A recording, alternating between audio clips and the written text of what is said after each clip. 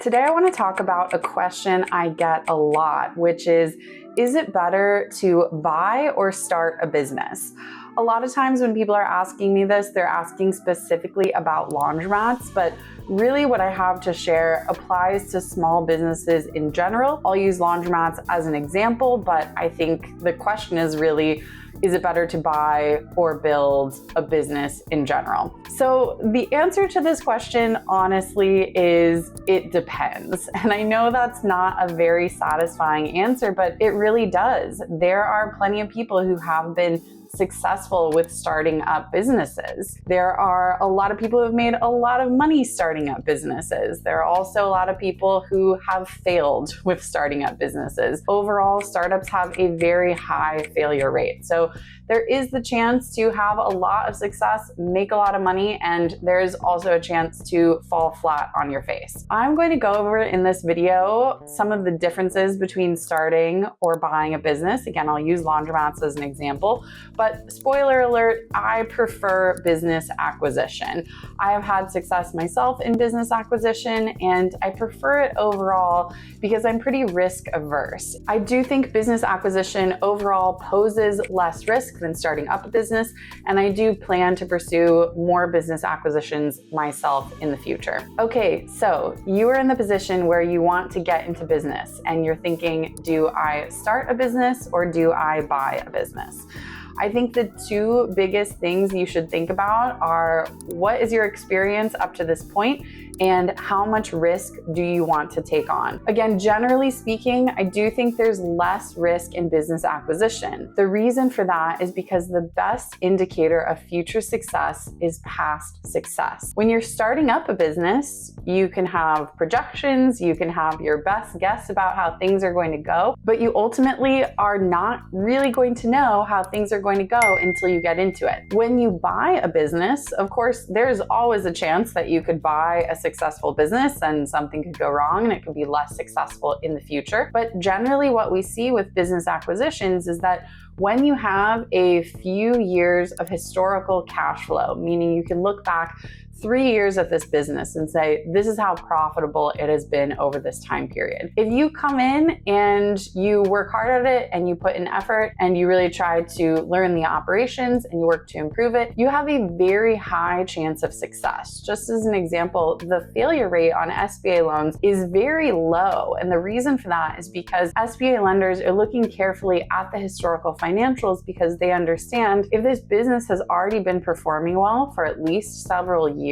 if we have the right operator in place, there's a very good chance it's going to continue being successful. So personally, I like that level of lowering the risk of not complete 100% assurance that I'm going to be successful. Business acquisition is still work, it is still risk, but if I can look and see, hey, this business has been making money, if I come in and don't F things up, there's a pretty good chance I'm going to keep making money. Now with a startup, you just have a lot more unknown. And you've got to think, does the experience you have up to this point prepare you for handling those unknowns? So for example, let's take laundromats. If you have never owned a laundromat before, if you've never worked in a laundromat before, there are a lot of things about running a laundromat that you're just not going to be aware of. And with the build out specifically. So if we're talking about taking a space from scratch, it's an empty space, it hasn't been a laundromat before, you've got to think about building out that space, getting the plumbing and electrical in place to handle the amount of machines that you'll need for your laundromat to be successful. So you've got to have some level of construction knowledge, or at least know the right people to go to get good quotes and the right people who can build out the space. You've also got to think about the machines themselves, what types of machines you'll need, how many you'll need, and you've got to think overall, is a laundromat needed in this area? That's another risk you face when you start up a business, whether it's a laundromat or something else, is you've got to do pretty careful market research and decide, is this something that's actually needed in this community? You know, if you've got 3 other laundromats in the area and at least one of them already offers wash and fold pickup and delivery, then you coming in with another laundromat and also trying to offer wash and fold pickup and delivery, you may not be that successful with it. So it does require market research to understand for any business, is there actually a need for this? Are customers going to want to come and buy my product or use my services? So you've got to think, is there a need? And then you've got to think, do you want to take on the risk of the capital investment that it will require? This also applies to if you're looking at a zombie mat. So there are these influencers online who will talk about how to get a laundromat with no money down or how to get a laundromat for free. Usually they're talking about 100% seller financing, which I won't go into too much here, but there's definitely risk involved in that. Or they're talking about assuming a lease or taking over a zombie mat. A lot of those times you need to do a complete equipment upgrade. There's a reason the previous owner abandoned this laundromat, and it usually has to do with equipment. So whether you're going into a completely new space that hasn't been a laundromat before, or you're buying a zombie mat and you're looking to upgrade it, that can be tens or hundreds of thousands of dollars. Just to give you a point of reference, I bought 2 new 40-pound washers last year, and the total cost of those 2 machines, including installation, was about $21,000. So you can see how when you're talking about an entire store of machines, that can add up really quickly. And then you've got the potential cost of the build out that I mentioned earlier, plumbing, electrical, any other renovations you need to put into the space. You will most likely have a security deposit. That's really going to vary depending on market. My security deposit with my landlord in San Francisco was $10,000. So that's an expense you'll need to pay up front.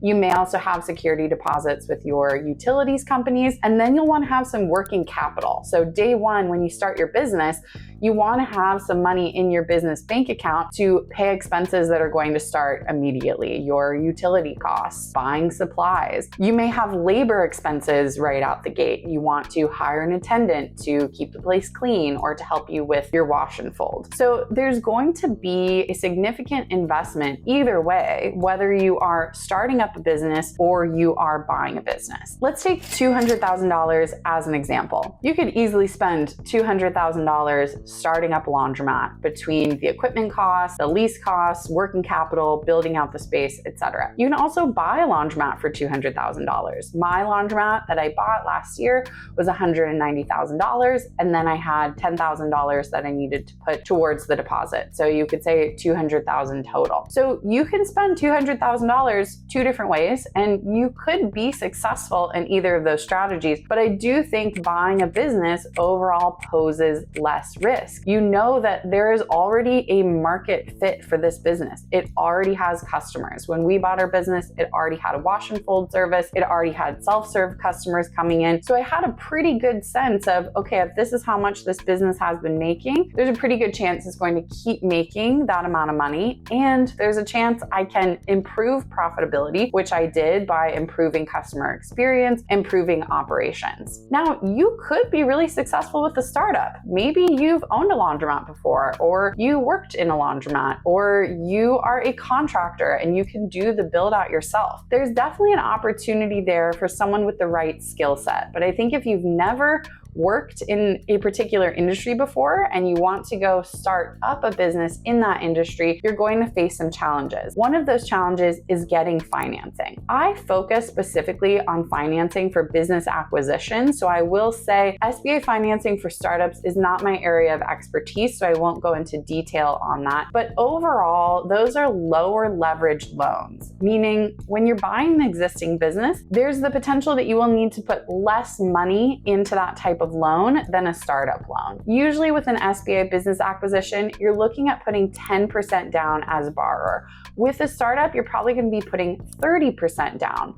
I also have non-SBA lenders who finance laundromat acquisitions, but for someone who is buying or starting their first store, they're looking at more 35 to 40% down. So overall, with a startup, you're going to need to come with more capital to the table than a business acquisition. A lender is also going to be looking a lot more closely at your experience if you're starting up a business. If you're buying a business, experience definitely matters.